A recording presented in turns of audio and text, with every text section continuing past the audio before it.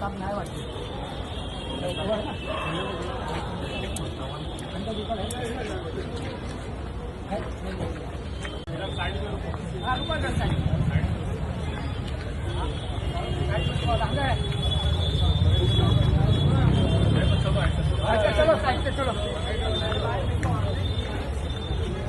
तुझ्या बाऱ्यामध्ये स्वतःहून म्हणजे हे करून गप्पी करून साहेबांचा स्टेटमेंट घेऊ आपण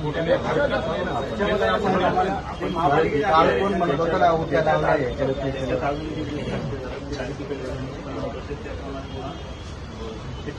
आधी कायदेशीर माझा तर पुरावारला साहेब माझा तर पुरावारला ही घटना झाली ती दुर्दैवीच आहे, त्याचं कोणीच समर्थन करणार नाही. परंतु आता तक्रार साहेब वरती झाली पीडित आहे, तक्रार वरती झाली ते पब्लिक ऐकले सांगते तो वरती पब्लिक तक्रार केली की ही मोठी अर्जन्सीची गाडी तुम्ही खाली का पाठवतात, ही खाली पाठवायची जागा आहे का.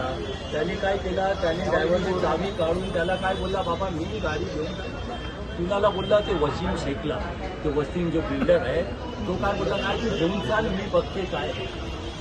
त्यांनी तसा बोलला त्याला, म्हणून त्यांनी गाडी घेऊन खाली आला आणि येऊन या अशी दुर्घटना झाली. त्यांचा माझा पोरा वाढला, माझा पोरा आहे 19चा पोरा होता माझा पोरा वाढलाय. 2 वर्ष झाले त्याची वय झाली, मी कुठे झालेलं आहे, मी कुठे जाऊन घटना झालीच नसती. बरोबर आहे हे सांगणारे विटनेस लागतात. सरकार साहेब तुम्हाला विटनेस देतो. ठीक आहे महापालिकेचे अधिकारी त्यांनी वारंवार दुर्लक्ष केलं. आम्ही तक्रार दिली, त्यांनी एकही तक्रार आमच्या ऐकली नाही. 6वा-7वा ऍक्सिडेंट आहे साहेब. त्यांना वारंवार सांगितलं, दिनेश शेंडगे आणि तो जीवन कॉन्ट्रॅक्टर आहे सर, या दोघांवर पण एफआयआर झाली पाहिजे ही 304ची.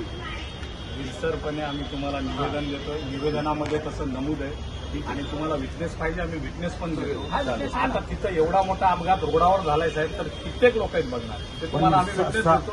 हे बघा बघणारे वेगळे आणि सांगत मालवणकर साहेब देतो ना तुम्हाला, बोलणारे पण मी देतो. पण विषय असा आहे की या माणूसला पासून व्हिडिओ आहे माझ्याकडे. सांगितलं या अगोदर 3 अपघात त्या ठिकाणी झालेले, त्यामध्ये 2 मृत्यू झाले आणि हा कालचा एक मृत्यू आणि एका पुराला गळ्याला लागले. असं म्हणजे 4 जणांचा जीव गेलेलाच आहे असं आम्ही समजतो. मग याच्यामध्ये वारंवार महानगरपालिकेला पत्रव्यवहार करून ओरली बोलून जर तिथं त्या ठिकाणी लक्ष घालत नसेल, पण पत्रव्यवहार करू नाही ऐकून घ्या. आणि आपण हे त्या करू ठिकाणी खऱ्या अर्थानं चव्हाण साहेबाला सांगितलं, मी त्या अधिकाऱ्यांना पण बोलून म्हणजे समोरासमोर झाला असतं. आता त्या अधिकाऱ्यांच्या हलगर्जीपणामुळे हा युवकाचा मृत्यू झालाय, दुर्दैवी मृत्यू झालाय, त्याला ते डायरेक्टली जबाबदार आहे.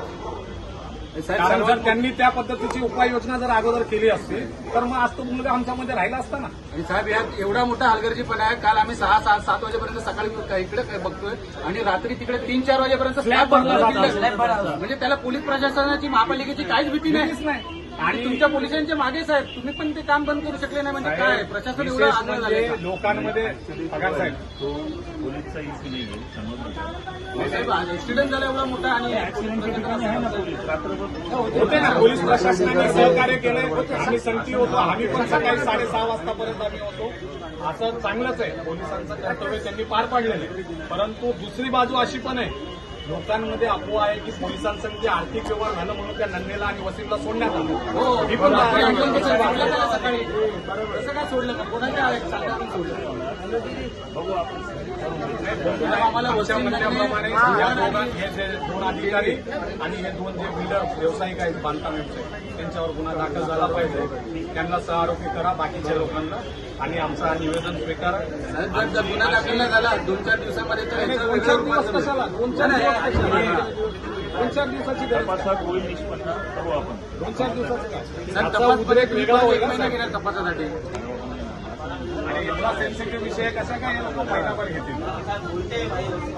माझं घर आहे तिथं, असं सेन्सिटिव्ह याचं घर आहे म्हणून हा पोटतिडकीने ग्राउंडला आहे. 2 वेळा गाड्या ह्याच्या बाल्कनीमध्ये जाऊन गाड्या गेल्या, घरात लहान फुलं आहे.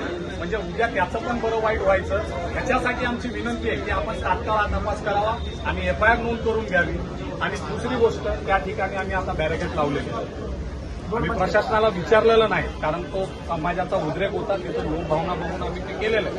तिथनं जाण्यासाठी नुसतं टू व्हीलर गाड्या जातील आणि एखाद्या वेळेस इमर्जन्सीमध्ये अँब्युलन्स वगैरे जायचे असेल अत्यावश्यक सेवेसाठी आम्ही जागा देऊ. बाकी तिथनं फोर व्हीलर किंवा अशा लोडेड गाड्या तिथं येणार नाही. तुम्ही पत्रव्यवहार करा तुमच्या आरटीओला आणि महानगरपालिका